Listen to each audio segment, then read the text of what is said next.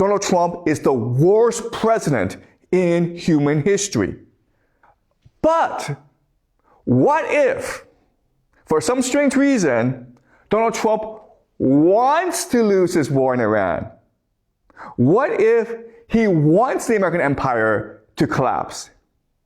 What if Donald Trump wants to destroy the global economy? Then he'd be a genius, right?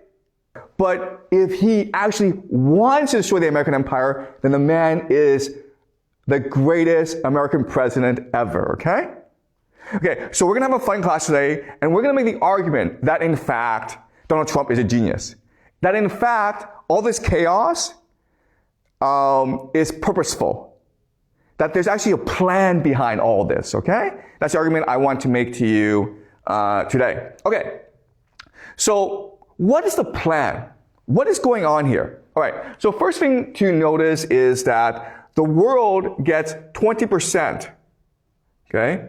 20% of its oil from the Middle East, okay? Primarily going to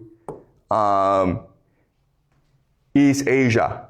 So India gets about 6% of its oil from the Middle East. Japan gets 75% of its oil from the Middle East. So East Asia is heavily dependent on Middle East oil, okay? But as you can see, it also goes to Europe as well.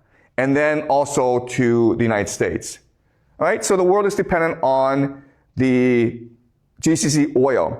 If this war continues, if ground forces are used, then all the oil from the Middle East collapses.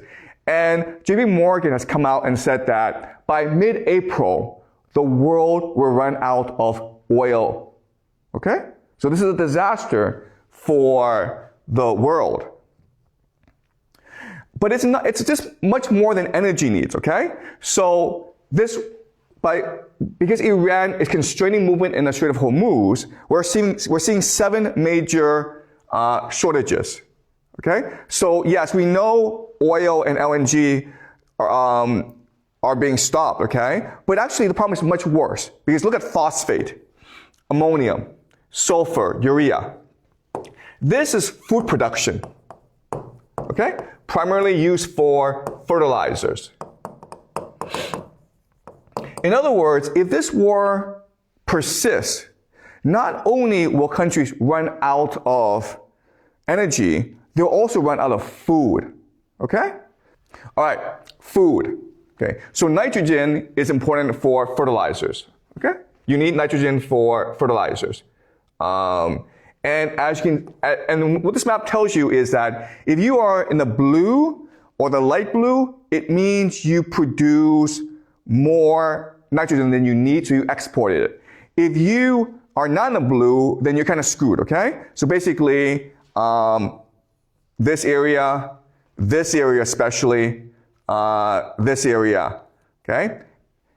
Europe, as some parts of Europe, okay?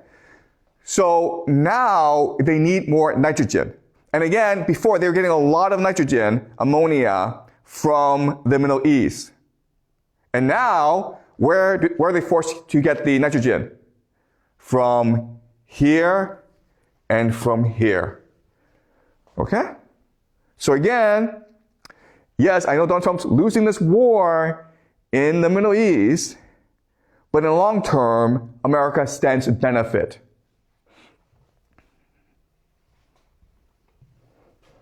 Okay. Last thing I want to look at is water. Okay? Water is important because water tells us which areas are the most stable. Basically, if you have a lot of water, you're less prone to conflict. But if you don't have that much water, then you're prone to conflict. Okay? So we look at.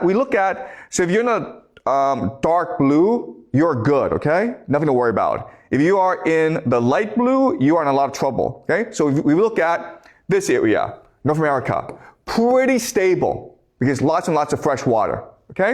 If you look at Russia, pretty stable, lots and lots of fresh water. But if you're Africa, you're in a lot of trouble. If you're Europe, you're in a lot of trouble. If you are Middle East, you're in a lot of trouble. If you are Southeast Asia, you are not in that much trouble, but you are in some trouble, okay?